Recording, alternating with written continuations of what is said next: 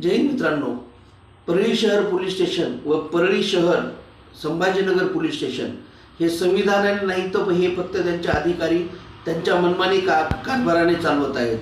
कारण गेली 10 दिवसापासून मी जी बातमी दिली होती की परळी शहरामध्ये रस्त्यावर, मुख्य रस्त्यावर दारू पिऊन धिंगाणा करत आहेत, गोंधळ घालत आहेत. मग एवढे साधे प्रश्न जर तुम्हाला सुटत नसतील तर आम्ही तुमच्याकडून अपेक्षा काय करावी?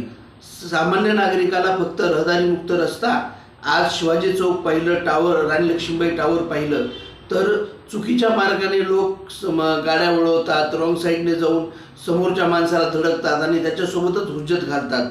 आणि यांना पाठीशी घालणारे एक फार छोटे छोटे मुलंसुद्धा असेल तर मोठ्याला अरेरावी करून बोलणे आणि कोणीच नाही तू असं बोलणे, म्हणजे यांच्यामध्ये एवढी हिंमत येते कुठून?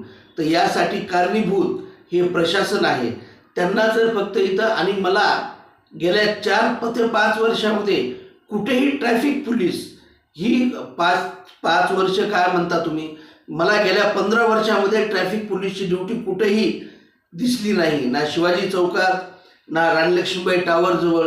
ट्रॅफिक पोलीस फक्त आपलं त्यांच्या त्या परळी शहर समजा पोलीस स्टेशनच्या बोर्डवर फक्त ड्युटी कुठे आहे फक्त तेवढंच लिहितात आणि घरी जाऊन आराम करतात. मित्रांनो, सामान्य नागरिकाला काय पाहिजे आहे हे तुम्ही ओळखा. त्यांना तुमच्या हप्त्याशी घेणं देणं नाही, तुमच्या अवैध धंद्याशी घेणं देणं नाही. फक्त तुमच्या घेतलेल्या हप्त्यांचा आणि तुमचे अवैध धंदे चालवणारे जे गुंड प्रवृत्तीचे लोक आहेत त्यांचा सामान्य नागरिकाला त्रास झाला नाही पाहिजे, अशा प्रकारची व्यवस्था आपण इथे राबवावी. बाकी कोणालाही कशाचीही गरज नाही.